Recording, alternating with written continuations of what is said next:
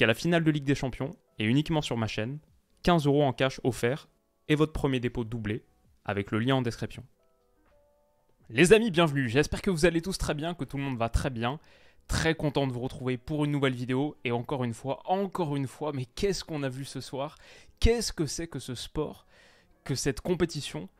Et c'est juste extraordinaire ce que Man City a produit. Victoire 4-0 sur sa pelouse pour se qualifier, les hommes de Pep Guardiola, pour l'emporter et pour retourner en finale de Ligue des Champions.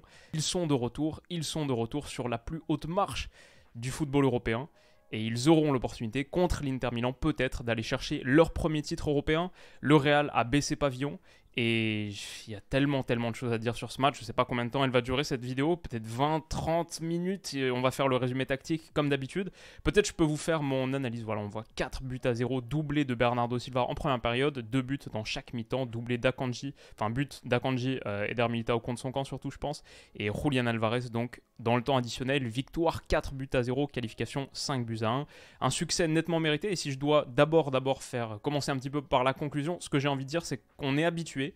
Et moi, je voyais une qualification du Real Madrid. Donc déjà, mea culpa là-dessus. Les amis, on a fait cette vidéo preview là, il y a quelques jours. Voilà. Mais je vais dérouler un petit peu le fil de cette réflexion, parce qu'il y a plein de trucs à dire. Mais voilà, déjà, mea culpa, j'avais pas vu ce qui s'est produit effectivement.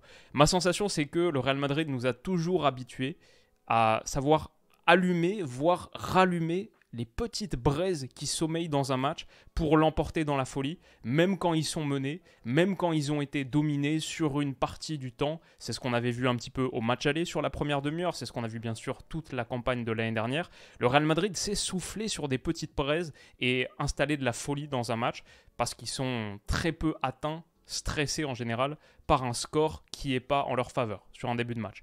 Donc, je trouvais que même là, sur le début de seconde mi-temps, je ne sais pas si vous êtes d'accord avec moi, mais il y a genre 10-15 minutes où il commence à avoir quelques situations, incursions, et on se dit, est-ce que ce Man City-là de Jack Grealish qui célèbre très fort au coup de sifflet final, est-ce qu'ils vont pas vivre un petit moment de flottement? Là, si le Real en met un, est-ce qu'on peut pas avoir un match un peu dingo?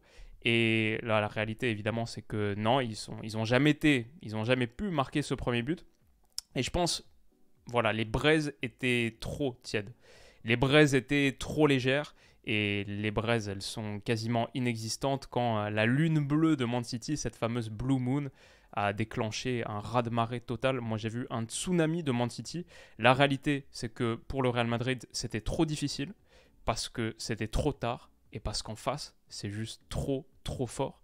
Ce Man City-là, on ne peut pas le dire assez, c'est une équipe de football qui est véritablement en train de repousser les limites de ce sport. Ce Man City 2022-2023 s'est offert avec ce succès la perspective, la possibilité de rentrer définitivement dans le grand livre d'or du foot en réalisant peut-être un triplé historique, Première Ligue peut-être dans quelques jours, finale de FA Cup contre Manchester United le 3 juin et donc finale de Ligue des Champions contre l'Inter le 10 juin. Cette équipe est juste trop forte. Et à la fin, tu peux avoir un savoir-faire pour rallumer des feux qui sont quasiment éteints. Bah non, quand il y a ce tsunami-là, sur lequel pourtant ce bateau a si bien navigué, il n'y a rien à faire. Man City va en finale, sera l'immense favori, pourtant face à un Inter qui était très bon aussi.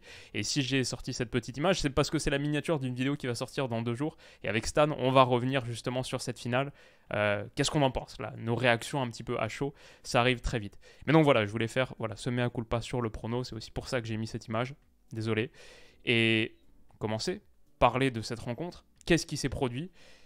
Déjà pour le Real Madrid, moi ce qui m'a interpellé, c'est on était habitué à les voir, on avait vu sur le match aller, la manche aller, une équipe qui était très basse sans ballon, avec une ligne de 5 très basse, protection du dernier tiers avant tout. Mais là sur ce match, je ne sais pas ce que vous en avez pensé, je trouvais qu'il y avait beaucoup trop d'espace entre les deux lignes. Il y avait un océan d'espace au milieu, que City a vraiment bien exploité, mais je pense que la distance entre ces deux lignes, il y avait un problème intrinsèque. Peut-être avec les déplacements de Kevin De Bruyne, souvent un petit peu extérieurs, qui y a déporté du coup Toni Kroos. Peut-être Luka Modric souvent pris un peu entre deux hommes et aussi pas dans un très très bon soir. Je sais pas, mais il y avait vraiment beaucoup d'espace et c'était un peu facile pour City. Mais on voit l'envie d'être si bas pour le Real Madrid. On parlait d'une ligne de 5 avec comme souvent Valverde entre son défenseur central et Carvajal, comme la finale de Ligue des Champions de l'année dernière. Pour le coup, c'était Militao qui était titularisé à la place de Rudiger.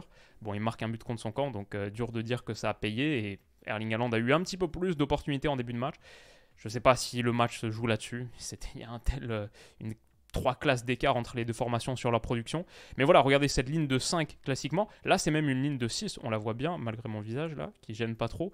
Ligne de 6 parce que Toni Kroos a reculé pour suivre Kevin De Bruyne.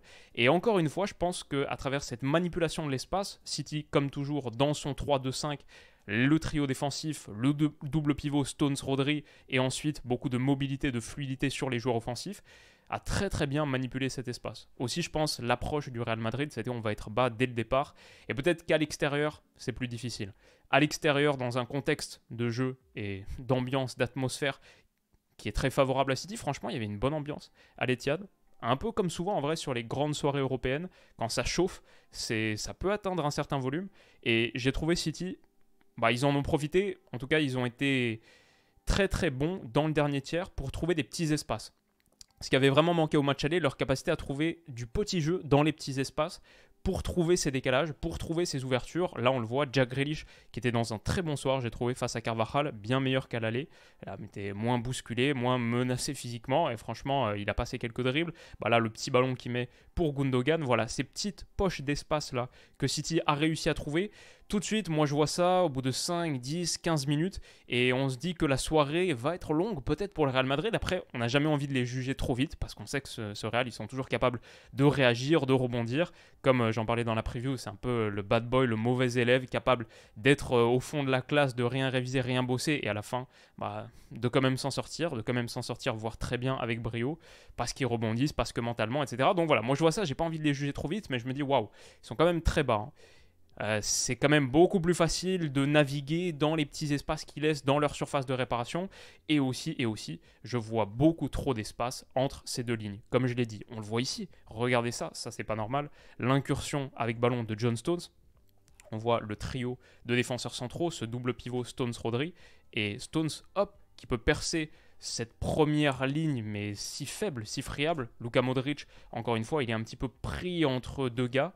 Sur lequel aller? Est-ce que tu marques plutôt le porteur, le receveur potentiel Rodri? Bon, en tout cas, dans cette configuration, Stones peut avancer. Et encore une fois, je pense que le travail de Kevin De Bruyne pour aller un petit peu plus haut, pour retirer ce bloc dans son intérieur, pour l'éventrer un petit peu, pour pousser Kroos à reculer, ça a ouvert vraiment beaucoup d'espace ici. Et cette action, elle n'est pas anodine, cette percée de John Stones, qui est un peu le meneur de jeu reculé qu'on n'imaginait pas il y a quelques années de ce Man City-là, elle n'est pas isolée parce que, regardez, derrière Stones, il peut avancer, et 10 secondes plus tard, il y a ce centre de Grealish, qui encore une fois était dans un bon soir, déposé sur la tête d'Erling Haaland. S'il n'y a pas cet arrêt miraculeux, mais titanesque, et il en a enchaîné, franchement, sans Thibaut Courtois, la vérité, c'est ce match, il peut finir à 6-7-0 sans aucun problème. Et symbole de la démonstration de force, du tsunami, du raz-de-marée qu'on a vu, ça provient d'une action où on a vu ces deux lignes beaucoup trop distancées, écartées, les unes l'une de l'autre. Voilà, au bout d'un quart d'heure, le constat, il est sans appel. 124 ballons touchés par City, 13 par le Real Madrid. Pas ballon touché, passe réussie. 13 passes réussies par le Real Madrid. Parce qu'au-delà de leur plan de jeu, leur approche, on va être très bas, surtout verrouiller notre surface. Niveau pression, City était pas mal. Franchement, le Real a eu beaucoup de difficultés à se sortir de cette pression, alors qu'à l'aller, souvenez-vous, sur une action qui est très dangereuse, celle du premier but, celle qui amène le premier but, la frappe de Vinicius, on l'avait décortiqué, ça provient d'une situation qui est très similaire à celle-ci. Kamavinga, Modric qui combine 1-2 sur le côté, avec, souvenez-vous, la petite passe fédéraire là, de Modric en déviation, dos au jeu, comme je disais, joueur 360 degrés, qui lui a été dans un très mauvais soir d'ailleurs ce soir, et qui la met sur Kamavinga, qui peut ensuite accélérer à l'intérieur. Franchement là, sur ce côté gauche, le Real Madrid a eu beaucoup de difficultés à s'en sortir. Et la pression de City, je sais pas, ils n'ont jamais vraiment réussi à la battre, parce que c'était beaucoup plus efficace, beaucoup plus dense, et je pense que le Real Madrid techniquement était dans un mauvais soir aussi. Ils sont jamais vraiment rentrés dans ce match, on les a sentis très empruntés, imprécis. Et puis derrière, City a eu enchaîné les occasions. Maintenant, voilà, moi je vois ça et encore une fois, je suis là, bon, ok, c'est inquiétant pour le Real, mais je suspends mon jugement parce que tu sais qu'avec ce Real, si tu marques pas, si tu les tues pas, ils sont toujours là. Ils peuvent toujours te faire mal, mais même là, ils n'ont pas vraiment pu rebondir. Courtois sort un arrêt d'extraterrestre. Je veux dire, cette parade-là, on parle de Gordon Banks Pelé. Ça, c'est quoi? Cet arrêt sur Erling Haaland, là, la tête à 3 mètres, où il doit revenir sur ses appuis, partir de l'autre côté. Mais Courtois, il avait fait ce match contre Liverpool, finale de Ligue des Champions 2022. Mais ça, c'était quoi ce match encore une fois? Et pourtant, tu perds 4-0. Il était immense, immense. City aurait pu prendre l'avantage beaucoup, beaucoup plus vite dans ce match. Ils ont été bons quand il a fallu aller chercher le côté opposé aussi. Je trouvais que sur l'exploitation de la largeur, ça a peut-être mis en difficulté ce côté gauche, justement, où on a vu Camavinga, je pense, je le mettrais dans mon flop 3. Il a été en difficulté avec et sans ballon. Typiquement, ça, c'est la situation qui amène le premier but. Bernardo Silva qui est trouvé, qui permet d'écarter un petit peu ce bloc sur la largeur. Jeu intérieur, pour qui est-ce qui s'est déplacé dans cette zone? Dernier tiers, aller attaquer comme ça dans le half-space droit. John Stones. Bon, on est habitué à le voir cette saison, mais voilà, encore une fois, moi c'est un truc, si on m'avait dit ça il y a 3, 4, 5 ans, que c'est John Stones qui allait initier l'action du premier but contre le Real Madrid, demi-finale de Ligue des Champions, avec des appels half-space comme ça. Bon, en tout cas, il le fait. Derrière, le bloc du Real Madrid se réorganise mal, alors que la protection du dernier tiers avait été très bonne à l'aller. Là, Camavinga, sa sortie, bah, il est trop isolé. Il est un petit peu pris dans le no man's land, il sort trop sur le ballon et du coup derrière, je sais pas, il n'est pas dans sa bonne position. On voit ici la ligne de 4, bah, il manque un gars. Il manque un gars ici. Je pense que Toni Kroos, au lieu de couvrir ici, de tenter de couvrir cette passe, il y a peut-être une protection à faire là. En tout cas pour Kevin De Bruyne, qui est trouvé dans de bonnes dispositions aussi. Il faut dire que City rotate très bien. Je sais pas comment on dit, mais bouge très bien, circule très bien en mouvement de rotation, quoi. Tac, tac, tac. 1, 2, 3 passes, une touche, deux touches, pour tout de suite trouver la killer pass, la passe qui tue de Kevin De Bruyne à destination de Bernardo Silva. Et là, quand tu as fait ça, t'as tout fait. Derrière pour Bernardo, c'est assez facile. Fermine d'ouvrir côté opposé pour fermer. Une finition un peu Mbappesque. Et Thibaut Courtois est pris à contre-pied. 1-0, l'intensité des célébrations pour un but marqué à la 23e minute. L'intensité des célébrations des joueurs, j'ai rarement vu ça. Et pour moi, elle était très symbolique d'à quel point Man City sentait qu'ils avaient une emprise sur ce match. Mais il faut marquer le premier but. Contre le Real, il faut marquer, il faut marquer. Tu ne peux pas te permettre de laisser passer tes occasions. Et je crois qu'au fur et à mesure qu'il y avait eu des occasions ratées, gâchées, la tension commençait à grimper de plus en plus. Explosion sur tous les visages. Bernardo normal, mais Guardiola aussi.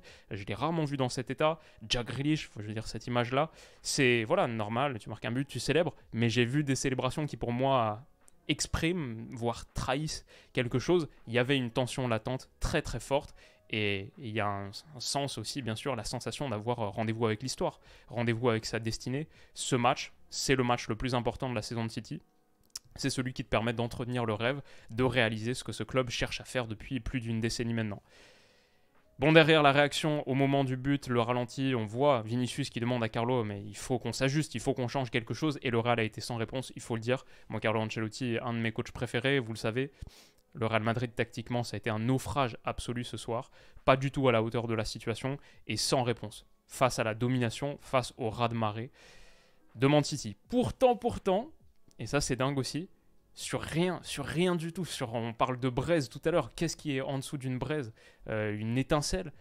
Sur rien, le Real Madrid était pas loin de revenir à un partout. Sur cette passe de Rodrigo qui a été très intérieure, au cours de ce match, passe pour Vinicius dans cet intervalle-là, dans ce demi-espace. Vinicius à la course avec Kyle Walker. Moi, je le vois partir là, je me dis peut-être 1 contre 1, peut-être possibilité de décaler Benzema, peut-être possibilité d'aller envoyer ensuite un centre second poteau, je pense, pour Fede Valverde, comme Fede Valverde l'avait fait en finale contre Liverpool l'année dernière sans s'opposer. Ok, sur rien du tout, le Real Madrid va revenir dans ce match et on n'est pas au bout de nos peines. Et moi, j'avais pronostiqué victoire 3-2 du Real dans un match de dingue, peut-être qu'on va y être. Bah non, parce que dans ce match, une des grosses histoires, une des histoires très fortes, c'est bien sûr Kyle Walker. C'est bien sûr Kyle Walker sur Vinicius, qui a été énorme et qui a contenu, qui a éteint ces étincelles, ces braises, ces débuts d'incendie parfois, à lui tout seul. Face à Vinicius, il a livré un match énorme. Je le mettrais dans mon top 3, pas tant pour le volume de situation, mais leur importance. Dans cette rencontre, si tu as un autre central droit que Kyle Walker, si tu as un autre joueur de côté droit là, pour le contenir sur cette qualité d'explosivité, d'accélération dans les grands espaces, c'est peut-être un tout autre match. Il a été immense face à Vinicius. À chaque fois, il l'a contrôlé, maîtrisé. Même quand il est battu, il revient, il peut aller gagner une seconde fois. Magnifique. Et derrière, en plus, City, voilà, j'ai pensé à arrêter l'action là, genre, ok, mon petit point sur Walker face à Vinicius, etc. Mais ce qui est beau dans la performance de City ce soir, c'est qu'il y a ça, et derrière, la phase de relance, elle est magnifique. Magnifique. Rodri pour Gundo. Gundo contrôle derrière la jambe d'appui pour revenir sur Akanji. Akanji en une touche pour Grealish. Et Grealish, pareil, contrôle derrière la jambe d'appui, contrôle orienté pour se l'amener et accélérer. Toute cette séquence-là, c'est un bijou. Tout est fait en une touche. C'est magnifique. Et c'est un symbole. Voilà, c'est pas une action qu'on va revoir dans les résumés demain, mais symbole de ce Man City qui est juste une équipe de football spectaculaire, stellaire, un peu extraterrestre. Le Real Madrid a eu des opportunités d'attaquer le grand espace. Rodrigo là pour Benzema qui est juste un petit peu trop court. Le Real Madrid se réveille après une première demi-heure tendue aussi, légèrement. Ils ont genre 3 minutes où ils commencent à ressortir un petit peu la tête de l'eau. Et je me dis, peut-être comme le match aller, ou après 30 minutes où ils avaient vraiment fait le dos rond, laissé passer l'orage. Ils avaient commencé à rebondir. Je trouvais que Toni Kroos, pour le coup, c'est peut-être un des joueurs que je sors de ce match parce que je l'ai trouvé plus courageux que les autres, un petit peu plus audacieux, un peu plus de bravoure. Là, pour battre la pression, y aller, ok. Si tu la perds, c'est 1 contre 1. T'es en grande difficulté. Mais non, il accélère, il y va, il tente, il ouvre. 5 secondes plus tard, 15 secondes plus tard, il réussit cette passe qui casse la ligne, qui casse la première ligne pour Luka Modric. Il a été un des rares joueurs dans cette configuration, dans ce moment très difficile, cette phase du match très difficile, à jouer vers l'avant. Bon, c'est pas suffisant, mais voilà, il y a 3 minutes où il fait cette accélération balle au pied, cette passe qui casse une ligne pour Luka Modric, qui ouvre de l'espace, qui permet au Real Madrid d'aller enfin se poser un petit peu dans le dernier tiers de Man City. Et il y a cette frappe, 1 minute plus tard, sur la barre. Bon, ça c'est les situations que City a concédées. Ça c'est le premier tir du Real. 35e minute, elle frappe la barre. Donc voilà, le Real sur rien du tout, sur une braise, comme on l'a dit, peut-être revenir dans ce match. Mais si tu concèdes juste ça, a priori, t'es pas mal. Pour une demi-finale de Ligue des Champions, a priori, t'es pas mal. Voilà, le Real Madrid, je crois que j'ai la stat à la mi-temps. 196 ballons touchés par City dans le dernier tiers. 10 pour le Real Madrid. 10 pour le Real Madrid, touchés dans le dernier tiers. Pour 196 pour City, ça a été juste une première mi-temps à sens unique total. Et du coup, logique qui marque le second but. Encore une fois, j'ai envie de dire que Camavinga, pas très bien inspiré sur cette action, je trouve, parce que du coup, on le retrouve là, c'est peut-être consécutif à un coup de pied arrêté, je me souviens plus exactement. Mais du coup, il est déporté là sur le côté, sur son côté droit, pas le côté qu'il devrait normalement occuper, face à Grealish. Une fois que la passe négative est faite par Grealish derrière pour Akanji, il va revenir à sa position. Il va abandonner le jeu et revenir, courir, ok, revenir vers son poste de latéral gauche, peut-être sans avoir véritablement pris l'information que, je ne sais pas si on peut le voir un petit peu mieux ici, comme ça en zoomant, voilà, sans avoir véritablement pris l'information que c'est égalité numérique ici. Carvajal sur De Bruyne, Kroos sur Gundo, Kroos sur Grealish, je pense. Non, qui c'est lui désolé, bon, je ne vois pas exactement, parce que Gundo il est ici, et c'est Valverde sur Gundogan. Donc, tu peux pas partir là et laisser City en 4 contre 3 dans cette zone. Tu peux pas faire ça, tu peux pas te le permettre. Et pourtant, c'est ce qu'il va faire. Hop, pardon, c'était Bernardo Silva, j'étais un peu en train de bugger et d'essayer de voir en même temps qui est-ce que c'était.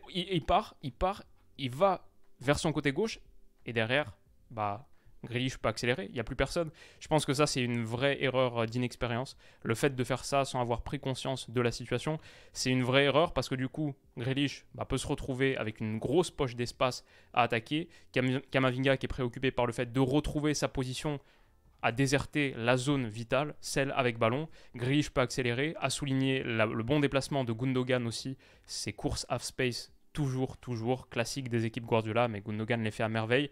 Et en plus, ça touche sur la passe intérieure de Gundo, sa première touche est excellente. Il se la mène dans le sens du jeu. Seconde touche, troisième pour tirer. C'est contré par Militao, qui a véritablement pas été heureux du coup sur ses actions. But contre son camp, tir contré, qui revient sur la tête de Bernardo Silva, qui a juste une merveille de petits ballons. Toujours très intelligent, un joueur qui joue avec sa tête, pas que niveau intelligence de jeu, mais ces têtes, elles sont bien piquées. Ça me fait penser, c'est celle qui marque contre le Bayern, sur le service d'Erling Haaland, là. il me semble le troisième but peut-être, je me souviens plus exactement, mais sur ce ballon au second poteau là d'Erling Haaland à l'Etihad, et juste la tête en opposition, un peu lobé, un peu piqué, pour aller chercher la zone qui est impossible à chercher pour un défenseur qui est sur sa ligne, c'est au-dessus, ici. Tout ça là, si tu la mets là, c'est gagné, c'est ce que Bernardo fait, 2-0 pour City, explosion de joie encore, Pep Guardiola, Carlo Ancelotti, David Ancelotti, son fils, qui est en train de s'agacer sur l'écran. Et je pense que c'est pour parler de Camavinga, ce qui s'est passé. Parce que c'est de là que vient l'action. Je trouve que le Real Madrid a vraiment souffert face à la pression de City. Mais sur le jeu long, ils étaient meilleurs. Ils auraient peut-être dû manier cette option plus vite. À chaque fois que Courtois a allongé, bah voilà, City qui était très présent dans la moitié de terrain du Real Madrid. Il y avait plus d'espace là. Et voilà, des situations de 3 contre 3. Si là tu gagnes le second ballon, beaucoup plus dangereux. Je ne les ai pas toutes mises, mais il y a eu beaucoup de situations de ce type. Alors que quand ça a essayé de relancer court, on se retrouvait avec une équipe qui était voilà, coincée dans cette zone gauche du terrain, qui avait été tellement bien exploitée à l'aller. Là, ça a été un vrai problème. Vraiment, je vois une question micro-tactique là sur sortir de ce côté gauche, de ce premier tir quand on est à gauche. Luka Modric qui a été dans un soir compliqué, Camavinga aussi. Et pas de solution collective trouvée pour sortir de sa moitié de terrain, de son premier tiers, ce qui fait qu'on on rentre au vestiaire à 2-0. Et comme on l'a dit, c'est tout à fait logique, ça aurait même pu être pire. Il y a 15 minutes où le Real va mieux, mais Vinicius là, encore une fois, il est repris par Kyle Walker. Superbe intervention, superbe tacle. Et ça a été très difficile.